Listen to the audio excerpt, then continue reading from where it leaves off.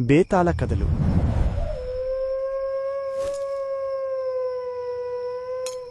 విక్రమార్కుడు తన ప్రజలకు న్యాయబద్ధమైన పరిపాలన అందిస్తున్నాడు. ఒకనాడు ఒక మునీంద్రుడు రాజు వద్దకు వచ్చాడు. రాజు ఆ మునిని ఎంతో గౌరవించాడు. అతని వినయ విధేయతలకు ఎంతో సంతోషించి ఆశీర్వదిస్తూ ఒక పండుని ప్రసాదించాడు. అయితే ఆ పండుని ఏం చేయాలో చెప్పలేదు. ఇలాగే ప్రతిరోజూ ముని రావడం, ఆ పండుని ఇవ్వడం, విక్రమార్కుడు ఆ పండుని కోశాధికారికి ఇవ్వడం జరుగుతుంది. ఇలాగే ఒకరోజున ముని రాజుకి ఫలం ఇచ్చేసరికి అక్కడే ఉన్న ఒక కోతి ఆ ఫలం వైపే చూస్తుంది. అది గమనించిన రాజపురోహితుడు ఆ పండుని తీసుకుని కోతికిచ్చాడు. ఆ పండుని తినడానికి కోతి పండుని తినేసరికి దాని నుండి కొన్ని రత్నాలు జలజలామంటూ రాలాయి.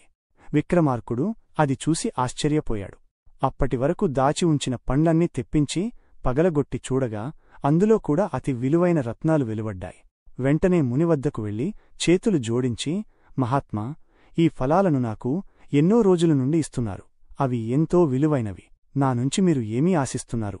నేను మీకు ఏ విధంగా సహాయం చేయగలను అని ప్రశ్నించాడు. ముని ఏం చెప్పాడో తరువాయి భాగంలో చూద్దాం. అంతవరకు సబ్స్క్రైబ్ టు వైష్ణవి స్టోరీస్.